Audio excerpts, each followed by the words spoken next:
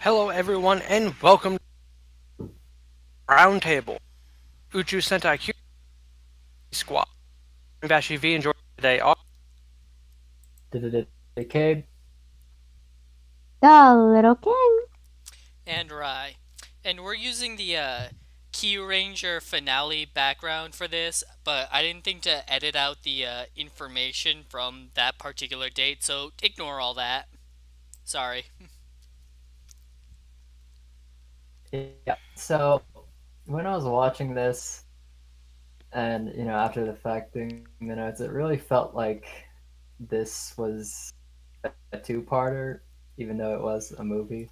Felt like the first 30 minutes or so was episode one, and the second half was episode two. So that's kind of how I divided it.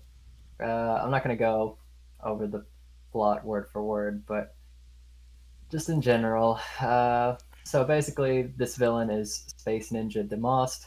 For those of you who haven't seen any of the Space Squads, there's this evil society with 12 big leaders called apostles, and they work for some shadowy figure slash worship this guy called Fu Main.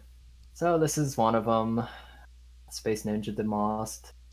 Basically, Scheider and Jiraiya confront him. He opens a portal. Scheider follows him before it closes, landing him in the KyuuRanger universe. So in the KyuuRanger universe, everything's peaceful. They're working on these new Q-Tamas that can be used for medicine, the environment, its power source. I don't know how, whatever. Space magic. Hami basically steals them, and Chalumpo throws out his back chasing her, making him pretty much useless. Uh, Hami brings the Q-Thomas to Demost, who alters them to revive the villains Melee from Kyuranger, Bosco from Gokaiger, Escape from Go Busters, and Juzo from Shinkenger. And they have their original personalities and memories. However, Demost quickly disables Melee's after she reveals that she has no regrets and doesn't really have a reason to fight. Uh, so just in general, what did you think of this cast of villains?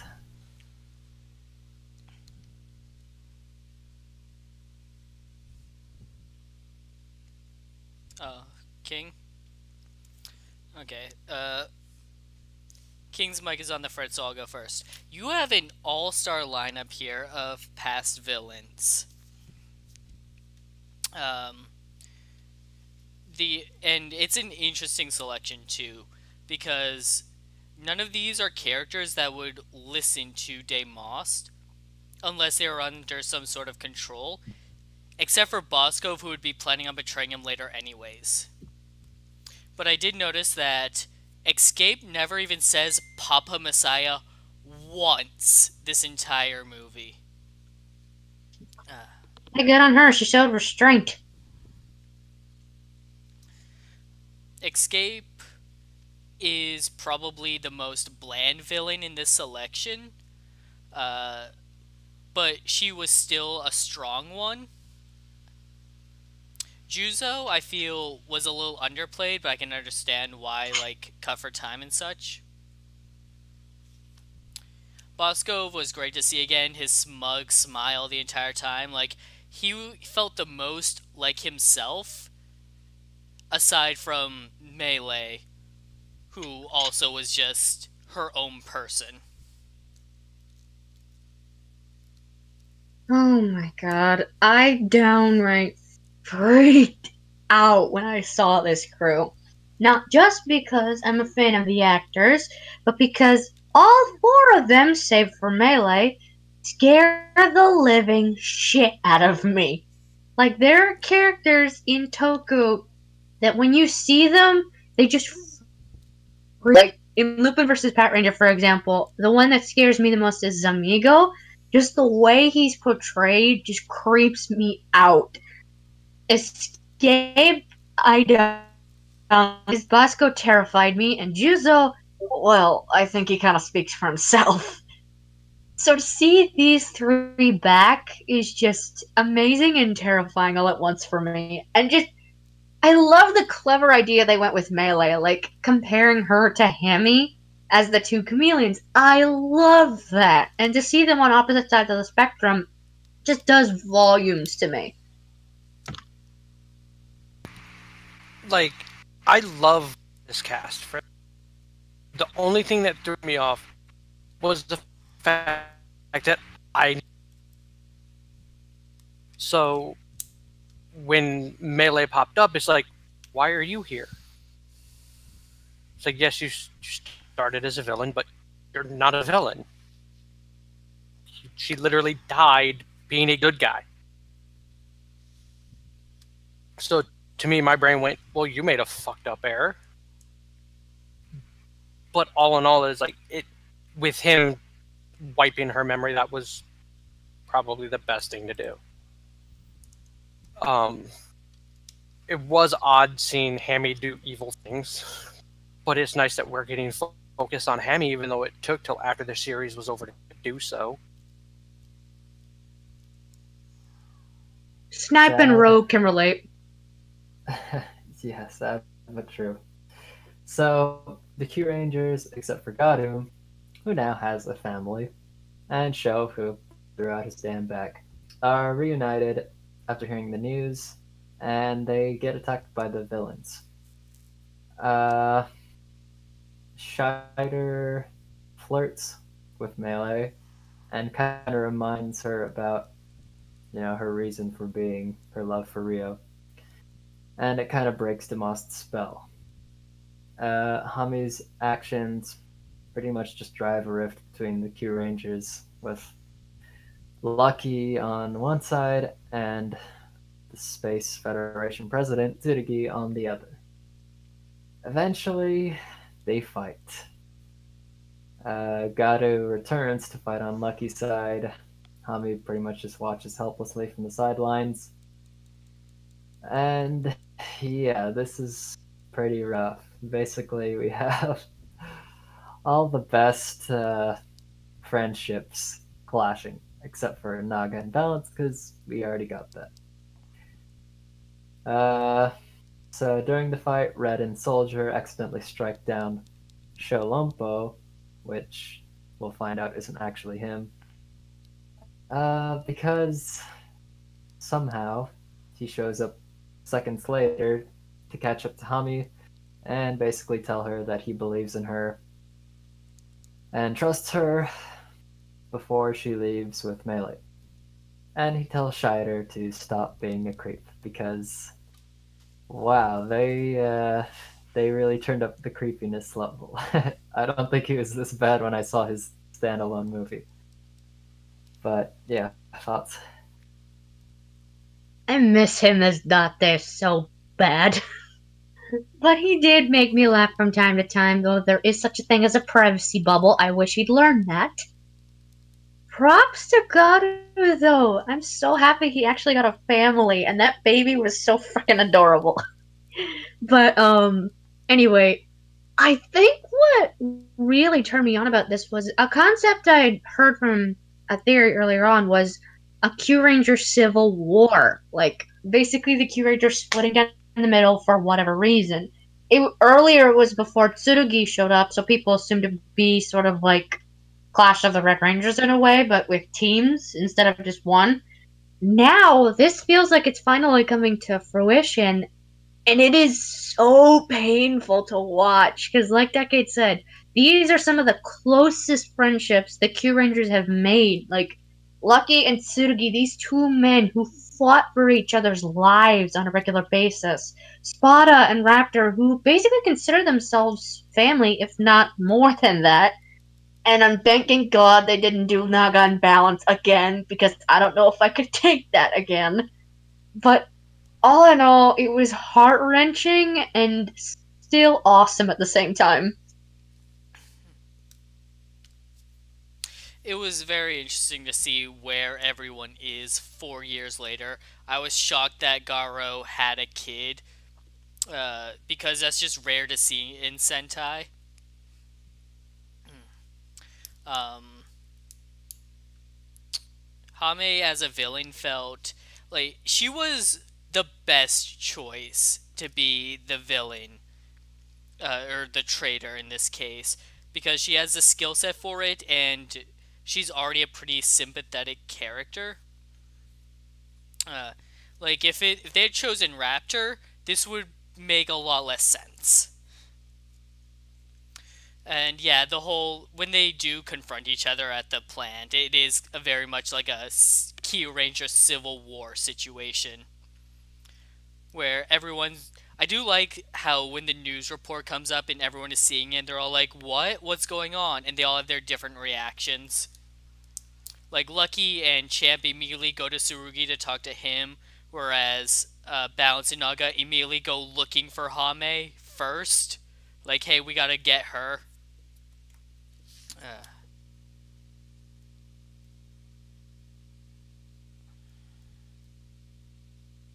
Like, like for me personally, like the thing I had is it got a little bit, lack of a better, or pretty you're much cutting any out a other. lot. Yeah, I might want to get closer to your mic or something. You're going all robot.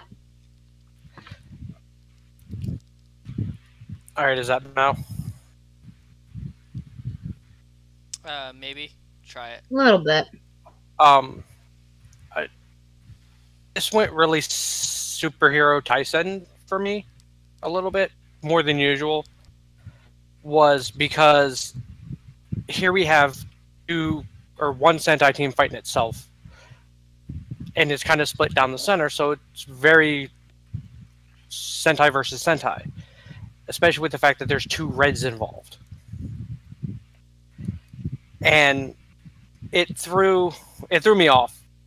I mean, it was to what I was expected with everything, with different sides to the issues being involved, but I was a little disappointed, at least in that, but I understood it.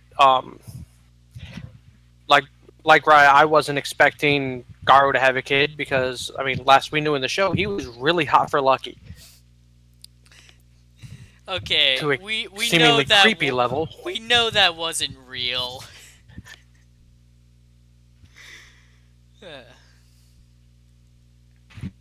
But it was just I was taking it back to see it we had during, but it was a decent fight. I tired of seeing Sentai members fight themselves. And it makes sense for the. It's just one of those things I'm tired of seeing.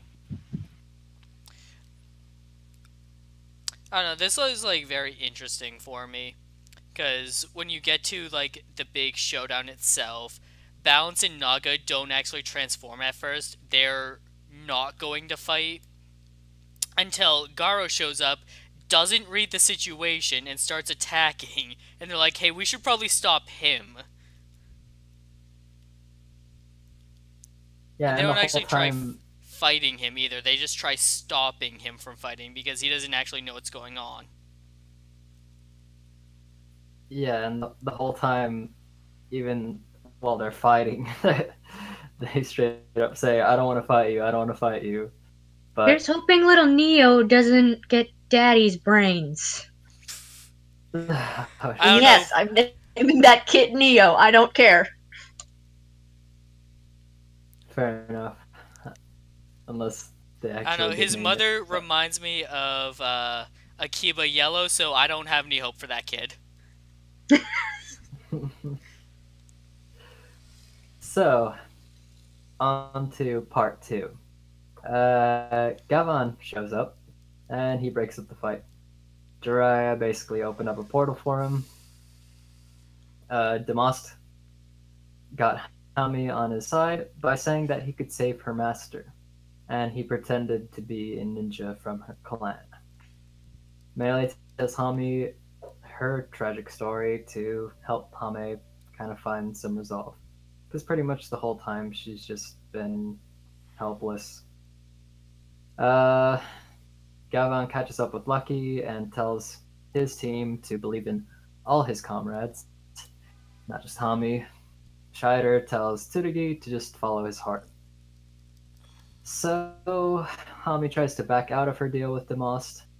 He slashes Melee because obviously she's the one who's turned her against him, and reveals Hami's master as being alive and uses her as a hostage. And also, he's not really from her clan. Yeah. Sorry, it's just like we knew from it was a lie the moment that flashback happened, so Yeah. This guy's a real scumbag. it was really only a shock to Hame. Yeah. And Still hurt. Hame has no choice but to follow his plan to kill the president, Tsurugi. So, Tsurugi holds a press conference to decide Hame's fate. Escape will kill Tsurugi if Hame fails. She's sitting there in the audience. And she does. She fails to kill him. Escape fires. The other villains fight the Rangers at different locations in their awesome monster forms. Lucky Tsurugi and Space Sheriffs confront Tsurugi's female aide, Kimiko, who is actually Demost. Basically, Scheider smelled her perfume on Naga. Still creepy. Kind of strangled by Demost earlier. Oh yeah, that was really creepy when he just straight up smelled Naga. I thought it was hilarious. Yeah. I thought it was hilarious, or the fact that they were pointing out Like, oh, are you... not. Yeah.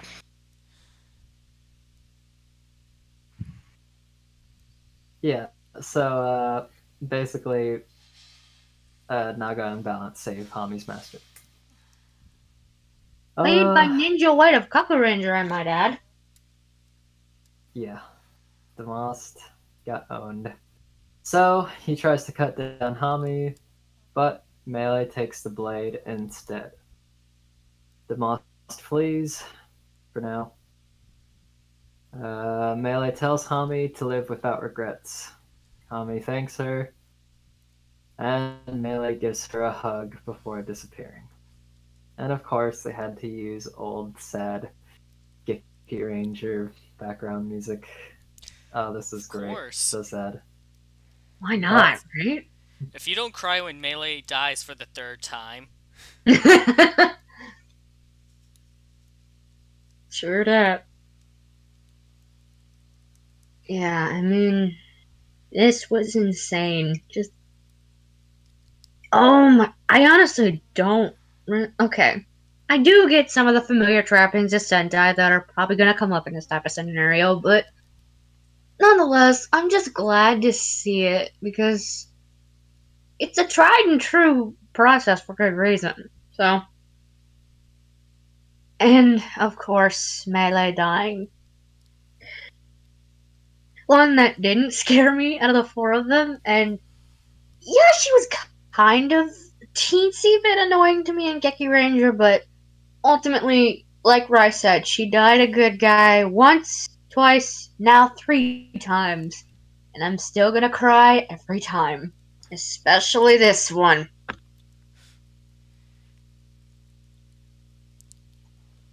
this one was actually, like, really heart-wrenching. Because at this point, she's really just not a bad guy. She was just roped into this whole thing, and she'd rather not be involved in this. It has nothing to do with Rio. And we haven't talked much about, like, the politicalness behind this, but the whole concept of it is a genius way to get the whole team involved and have them conflicted with each other. So they don't want to fight each other, but they don't want to see each other fighting either, and that's kind of like the self-fulfilling problem here. who knows what would have happened if the sheriffs hadn't shown up. Like this was done all really well too, especially with the reveal of name Destra, whatever Demos? the name is. Yeah, Demos. Wow, I'm having a really bad time with names today, so bear with me. But with the reveal of who Demos was, with everything that we'd seen between every decision that was made by Suguri at the press of his aides, that was a very, very good bait and switch. Because I spent the entire time thinking it was his male aide because he was basically doing, making the evil faces the entire time, and he was the one for Hame to be pushed and seen as a criminal. So it was very, very, very good well done bait and switch. One of the better ones I've seen in years when it comes to this type of thing in Sentai. It was even better when I rewatched it and I'm paying more attention to the female aide and realizing, like, she's trying to draw attention away from herself through Hame.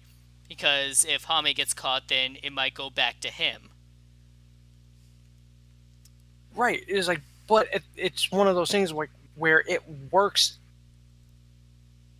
even if you're not thinking of it like that. Because I looked at it as it was someone that knew Hame or, was... Idolized the heroes. Right. It's like, because, let's face it, they are the saviors of the galaxy. The fact that people aren't idolizing them is a little weird, in theory. So the fact that the one that was idolizing her ended up being the bad guy, it works on both levels, because even if it had been the other guy, all of her actions made sense still. So I think that's what made it an excellent bait and switch. Also, I'm really getting tired of seeing people I like in these shows die. I'm really getting tired of that. Just keeps you coming back wanting more. Well, it's not going to stop. See, Sorry. it's not going to stop, and it's bleeding over into other things I watch from Japan, because apparently Japan itself is intent on kicking my heart in the dick. That's how they get you. And it's all done very, very excellently. It's like, because through this entire movie, I really didn't care almost two shits about Melee. She was a character I wasn't really a fan of in the show. So for me, her being here was kind of a, whatever kind of thing. But the fact that she spent basically the entire episode, movie in this case, basically getting Hame to feel better about herself, increasing her self-confidence, motivating her to basically do right, and then gets killed for her efforts. Which, unfortunately, is also the part that seals the deal. Because, yeah, that always works. Kill the person pushing them. Damn it. But on the bright side, none of you can give me crap about Hammy not having character development anymore. I cannot. I wish more characters had gotten character development. So, for me personally, I'm not including this in the story of KyuuRanger. Like, as we have the whole, would consider this the typical 10 years after the anniversary movie of whatever you want to add to it. So to me, this is outside of main story. I mean, it's still canon, but because it is still timeline-wise. But did they have to wait until the series was done? The Who wrote Snipe this? videos are outside of the show, and they gave Snipe development. Well, Snipe got development in the show, though. Well, He had an entire character arc from where he went from a shit dick to somebody who actually helps. if we could only get this for one character, though, I'm glad it was Hame. Because I really wanted to know more about her. Even if we didn't really get a whole lot. Because we still didn't get much on anything other than the fact that the same thing we knew in the show. She was a ninja. Something happened. She's a Kyuranger. Kyuranger, and she wants to be a teacher.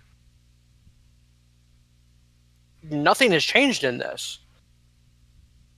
But because the episode focused on her and you see her battling with her conscience through all of this, it's still character development because the way we view her as a character has changed.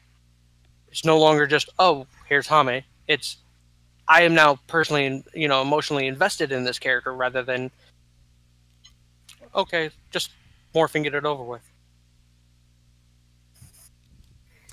And in the oh well, yeah, you go on because you're about to say what I'm going to talk about. Okay, yeah. So Demos summoned some grunts from all the different series. Not all of them, but the ones where we had villains from. Anyways, the KyuuRangers put on their jackets, star change, and roll call. In scene. It's awesome. The Space Sheriff's roll call as well. And basically the heroes win. But Hami does get to have like a one-on-one against Demos after he does a clone jutsu. But yeah, even though KyuuRanger in general did drop the ball on developing certain characters, just in general, I like the different, fighting styles and quirks of some of the members, and I think they did a pretty good job of showing that in the fights and in their interactions with each other, even if they were fighting. But yeah, thoughts. I don't think I need to sound like a broken record on this. Putting the jackets back on was awesome. Morphing sequence was awesome. Roll call was awesome. All fights around were friggin' amazing. And easily the most badass moment for Hammy. Hands down. That was so fucking badass. And I don't know what else I can say that won't be repeating myself.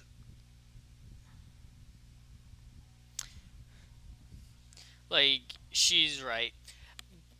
Putting on the jackets was one of the best moments in this movie. The in-scene roll calls was really good. And I'm a little iffy on like the pairings for the different enemy fights. But ultimately we got some pretty good team-up fights here. And I really love that Hame got to fight one of the Demost, or rather the original Demost, on her own. With, yes, her most badass moment ever when she finishes him off. Unhenshined. Yeah, everything was built up perfectly. I'm looking up who directed this right now. Well, while you do that, I'll put in my 2 cents. I loved thing about ending. I didn't. You're roboting again. 1 second.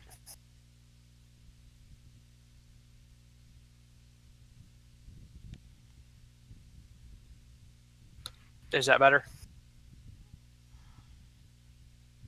You're good. Okay. Everything about this fight was fantastic and phenomenal. From putting on the jackets to the mid-fight roll calls with poses was fantastic. If I had one nitpick about this entire final fight that was an issue for me personally, was the fact that there was one person missing, but that's because he was in a hospital. And that was Sholampo, the only ranger who wasn't in the Henshin, or in the majority of this movie. Legitimately, anyways. Honestly, I didn't miss him. He served his role well without being in the actual fight. Like, I didn't miss him, but for me, this is, in theory, the last movie that the KyuuRangers will be in. Unless they do the 10 years after like they've been doing with everything else. Or if they pull a team up somehow. Right. But outside of that, this is literally the end of KyuuRanger. So the fact that he didn't get to transform, I'm a little disappointed in. But it's still worked out phenomenally. And for me, the best part of this entire movie was Hame's fight with Demost, because 90% of it was out of suit. The entire big moment was her finishing him off with no assistance. I mean, beyond her little cute Tama Galaxy move. So this was written by the KyuuRanger lead writer, and the lead writer Nobuhiro Mori, and directed by Koichi Sakamoto, known for his work in Power Rangers Time Force, Power Rangers Wild Force, Juden Sentai KyuuRanger, and KyuuRanger Brave. No wonder I had so much fun with this. And that explains why this. Great. That explains why this was. And intimacy with the characters, something Time Force and KyuuRanger, with a few exceptions, was known for. That's perfect! And we had a former KyuuRanger. Yes! So, Tsurugi's aide was Kyoryu Gray / Bokan Silver / the Trigger Dopant. And we had Rinko-chan! Yes, from Wizard. That's who the. Well, that and the girl villain from the Ghost movie, but we don't talk about that one. She was also a heroine in, I think, a Deno movie. Wait, who are we talking about? The female evil aide. bitch. Yes. Oh. Bringing Toku people back. It's always nice. Even if they're not And in Ninja character. White! As I said, she's one of my favorites, and KyuuRanger's one of my favorite old school Sentai, so I was very happy with that. So I'm gonna go ahead and do the final notes. So Hami asks to be arrested, but Gavan says that this galaxy is out of his jurisdiction, so he lets Tsurugi handle it. Tsurugi says that she must become a teacher and educate children to atone. Basically, this whole time Jiraiya's been holding open a portal, and he's super exhausted, so the spaceships have to leave. But not before Gavan invites Lucky to join the space squad. He declines for now. And such a good callback. Naga points out that they're a good combi after all, because Naga was the one that went with Lucky to the main Toku universe. So the real Sholompo arrives. Garu straddles him for tricking him, even though that was Demost in disguise. The end. But not really the end, because Sholompos and Champ's voice actors make a cameo at Spada's restaurant, as well as Luca from Gokaiger, who also Yay! voiced Raptor. That was awesome. Thank you, you now! I had actually forgotten that Raptor was voiced by Luca, so when she was walking up, I was super confused, like, why is she here? And then Hame made the joke, and I was like, oh, that's right! Yeah. I say that's a good thing, because she made Raptor all her own. Oh yeah, she totally had a special Raptor voice. But yeah, that's it for the movie. We get a sweet song in the ending credits, sung by some of the KyuuRangers, and it looks like there's gonna be another Space Squad movie. So that's all that. This is With like this Tomika is an Hill! ongoing series that they're doing. I wonder if we're ever going to defeat all 12 apostles. That's my and guess. We're Fumain. It's gonna What? be a few years, but are we maybe. 2 in or 3 in at this point? 2 in. This 2 is in. this is 2. There was a Okay. partial one. The No, Girls in it's three Trouble, because, right? Yeah. I don't remember. I didn't watch Girls in Trouble, so I don't know That if there was was part one in of there. That was a prequel to Kyuranger 1. it? Yes. Okay. Oh, actually, no. The villain in that one was in the Kyuranger 1. So, yeah, we're 2 in right now. Oh, okay. So we've got, like, 10 more movies across the next 15 years or so. And maybe even an 11th one where everybody comes together. One final movie to take out Fumhain. Man, do you think Tomika Hero is really going to be the next one? Yes. Tomika I Rescue hope- Fire. It really seems like they were hinting at Tomika Rescue Fire. That would be so fucking awesome. I got really bored and actually And actually, what? You cut off there? I compared like the helmet cat, Okay, and it's the only one that makes it. Did it again? Yeah. Damn it! I compared the helmet cast to the silhouette, and it's the only one that makes sense to Fitz. If I may, though, I did have one tiny gripe with the ending. It wasn't anything to do with Hammy or Tsurugi. It was the fact that Gavan only extended the offer to Lucky. I get it, they have history, and I did like the callback Naga made. But seriously, dude, you've got 11 to 12 freaking Space Warriors standing right in front of you, and the only one you're extending the offer to is the fucking red one? I get it, you and Lucky are friends. That does not mean he's doing this himself. Look around you, genius. And keep in mind that the two.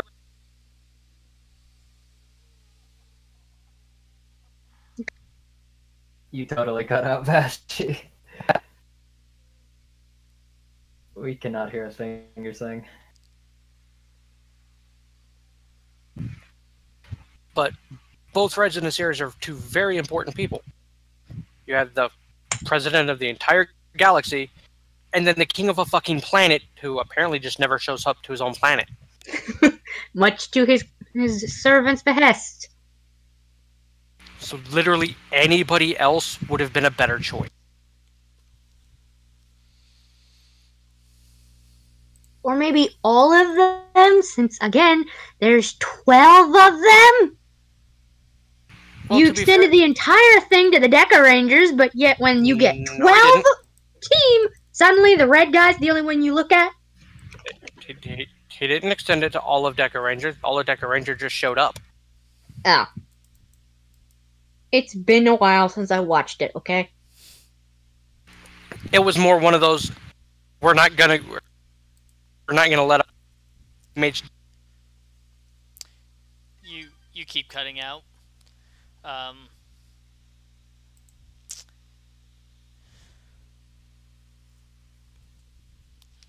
Yeah, okay, we can't hear you at all, Vashi. So, I'm going to step away from that subject for a bit until Vashi gets his mic working again. And I want to talk about that ending, like, sequence there, where the real show shows up and they're all, like, pretending to be suspicious of him. And even Naga makes the joke of, oh, I don't believe you. But then All the Garo... callbacks. But then Garo doesn't catch on that they're joking and actually attacks him. Okay. Wait. To be fair, that's one of Garu's things too. Whenever something's wrong with the show, he's always the first one to jump on the bandwagon and start smacking Yeah, him. that's totally in his character, and I'm saying I like that it's consistent. And Naga is confused when Garo attacks him because Naga doesn't understand that Garo doesn't understand. It's an endless cycle. It was subtle acting, but I loved it. It's an endless cycle. That was fantastic. It made me, again, I like balance. Okay, you cut off after I like balance. And Naga. I was gonna say. My internet's being a giant pain in the ass right now. and apparently so is my mic.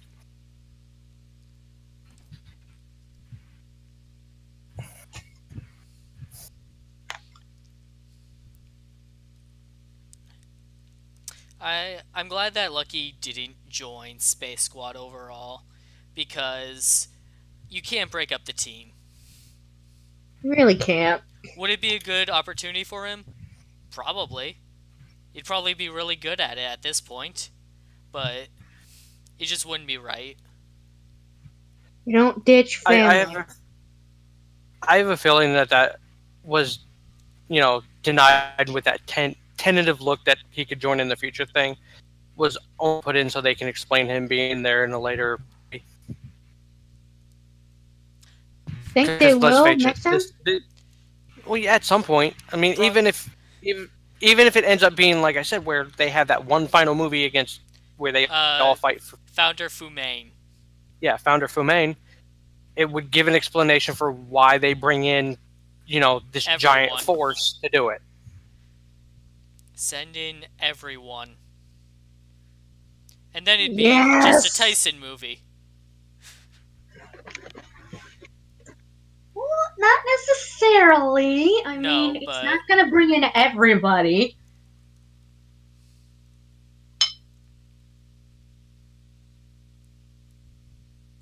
But I have a feeling it's going to bring in every. I'm down for more Kyuranger, so. Hell yeah. And if I get to see someone like Kyuranger. freaking. Yeah. I want to see Stinger meet Hoji. That would be fucking amazing. I can just see the two of them hating each other.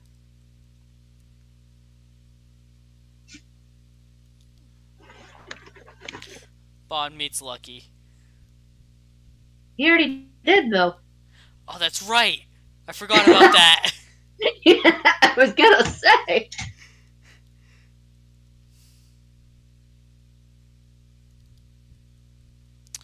Alright. Have we talked about everything? Pretty much. As far as I can tell. Alright. So, thank you for joining us tonight. Again, sorry about the random dates on the background there. We'll be back with our normal schedule next week. Sentai on Tuesday, Kamen Rider on Wednesday. You know the drill. See you next time. Yep. Hope you guys had fun. Thanks for listening. Later, taters. Thank you all for listening. Sorry.